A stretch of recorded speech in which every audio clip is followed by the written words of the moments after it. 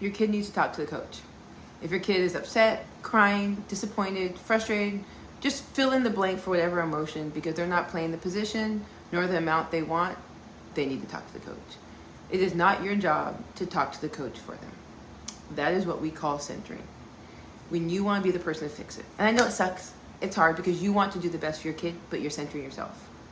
It's hard, it's frustrating, but this is something your child needs to learn. They will not always have you there to advocate them, to fight for them. This is something they need to do. In one of my past videos, I gave you a whole group of questions for your child to ask. But they need to do it. I know you want to say, but they're too young. The reality is that this is a skill that they have to learn. They have to work on. And the only way to learn this skill is just to keep doing it. They can't just automatically learn this skill at 16 or 17 and think they're going to just be able to smoothly implement it with no development. That's just not how it trues. That's not how it happens. This is a great time for them to learn to advocate for themselves. Absolutely, the parent can be in the room, but you are not the center. You are just the person in the back giving them the physical support. If you as a parent now start to say, but I feel this, or I need this, or anything else, that means that this is about you and not your kid. Young women, especially in this day and age, need to learn to advocate for themselves. They need to do it earlier and earlier. And actually, when we stop them from learning how to advocate for themselves, not only are we doing them a disservice, but we're also leaving them really vulnerable.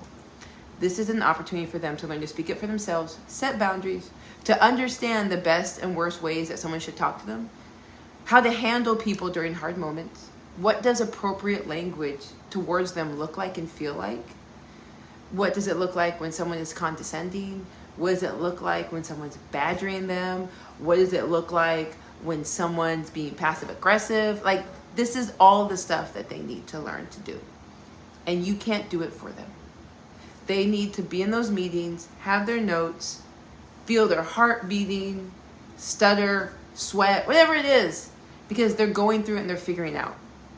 Just like our kid has to go at 15-15 and do that winning serve, this is the same thing that they need to be practicing and practicing. And when you want to step over them to fill in the gap, they are not learning the skills. So yes, 11, 12, to be able to start having the conversation. Because if they're doing that at 11, 12, 13, 14, guess what at 16? Guess what at 17? Guess what in college? Guess what with the boss?